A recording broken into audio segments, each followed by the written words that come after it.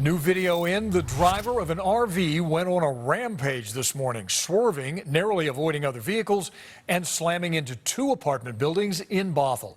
Capital 7 North Sound reporter Joanna Small is live now where the incident began. Joanna. Steve, it's pretty safe to assume that vehicles like this one weren't here parked along the side of the building when this happened this morning, because it appears the RV drove up onto the sidewalk, dragged up against this building, leaving marks. You can see the mark on the brick right here. And when we arrived, there was a lot of debris. Here's a look at something that's left, likely from the RV itself. The RV didn't stop here, though. It went about another mile, and that's when it finally came to a screeching halt.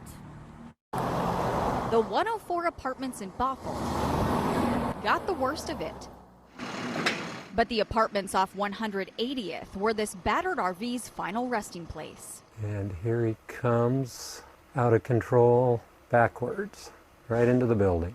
Dennis Peterson, one of the building owners, walked us through the end of the driver's reign of terror that started with the sideswiping of the 104. Running stop signs, driving erratically, and then here the vehicle apparently didn't have enough power to make it up this hill. So instead, it came crashing into the garage of Dennis's apartments. He tries to drive away and then gets stuck on the curb,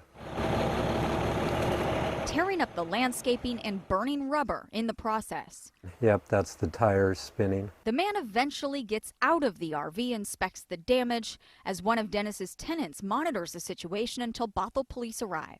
He was arrested for a DUI investigation. The RV was in such bad shape it was difficult to tow, but once it was finally hauled away, Dennis got a closer look at the damage. He'll likely lose a tree, and there's quite a bit of bent metal. But watching the surveillance footage of the incident, it's quite clear everyone and everything in that RV's path got lucky. Now, just thankful it wasn't any worse than it was. And imagine how worse it really could have been. Downtown Bothell is very walkable. There could have been people on these sidewalks. And as I mentioned, there are plenty of spaces for cars to park alongside the building. So we really did get lucky. Live in Bothell, Joanna Small, Cairo 7 News.